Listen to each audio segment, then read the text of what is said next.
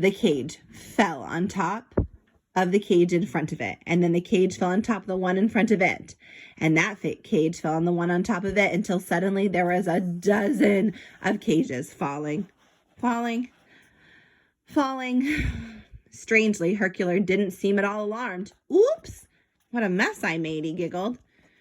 Count Cyrus Van Snoutrat turned and saw us. Who are you? What are your names? Where did you come from? How long have you been spying on me? Why are you here?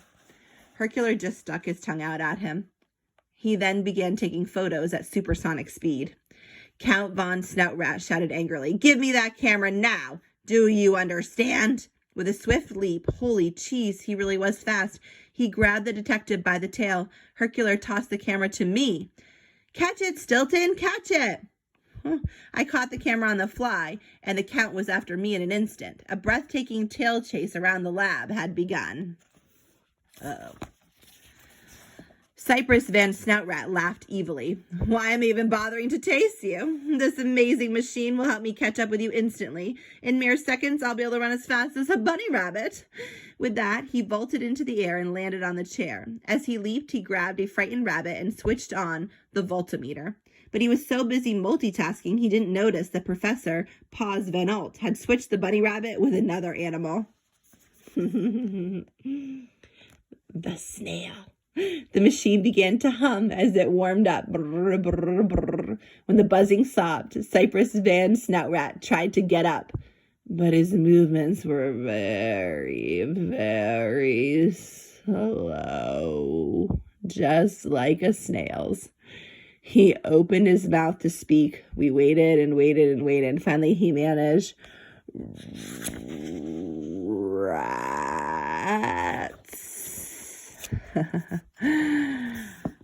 "I'll pluck your whiskers." I ran to Professor Van Volt and freed him from his chains. Meanwhile, Hercule Poirot called the Athens police on his cell phone. "Hello? Is this the police? I've got a nasty little rat ready for handcuffs. Can you come pick him up?" "Is he dangerous?" "No, not anymore. He was speedy before, but now he's lost the spring in his step." "No, you might even say he's feeling a little sluggish." Hercule was right. Cypress Van Snout had become really slow. Half an hour later, when the police came to take him away, he was still trying to get out of his chair. The professor took pity on him and turned on the voltmeter. With a hum, the machine gave him back his regular speed. As soon as he could talk normally, Cyrus Van Snoutrat started screaming insults at us. His snout grew redder and redder and redder with anger. "You sewer rats, you low-grade class of rodents, substandard species of mice, if I catch you, I'll tie your tails together and I'll pluck off your feathers." "Oh, well, looky here," Hercule laughed. "For such a snob, it doesn't take much to get your snout bent out of shape, does it? I can tell you're a big fat liar and you're not a real athlete because you don't know how to lose. A true athlete knows how to accept defeat." As easy as nibbling on cheese. I hugged Professor Paws Van Alt. "I'm so happy to see you, Professor. Are you okay? Can you tell us how the machine works? I'm very curious." My old friend laughed. "Why, it's as easy as nibbling on cheese. Let me explain. All you have to do is to calculate the cubic root of the radic formula of the d-mouse-grada logarithm. Then factor in the geometric potosmeter micromouse of the certifigure titanic of the quantum atomic neutron element." That's when I cut him off. "That's okay, Professor. You lost me at d-Macereto logarithm." The professor smiled. "Sorry about it. I get carried away sometimes." And here he is trying to teach him all this long scientific stuff. It's a little confusing. Not the red button. The professor, Hercule Poirot, and I were so busy chatting, we forgot about Count Van Snoutrat for a minute. He saw his chance. Faster than a gazelle, he leapt towards the voltmeter. "If I can't use this machine, then no one else will be able to use it either." He grabbed the controls and pushed the red self-destruct button.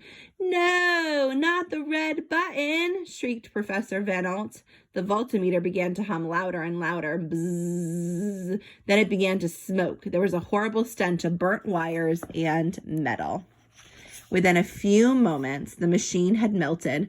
The professor sank to his knees next to the wreckage. Oh no, building this machine was my life's work. He buried his snout in his paws. I wanted to comfort him, but I didn't know what to say. I imagined how I'd feel if all the books I'd ever written were destroyed. I'd be devastated. Fortunately, Professor Paws Van Alt recovered quickly. Well, perhaps it's for the best, he said, sighing. Like many of the best inventions, it proved to be dangerous in the paws of the untrustworthy rat. And the next chapter is I Can't Stand Bananas, which I think he said a few times. Have a good day.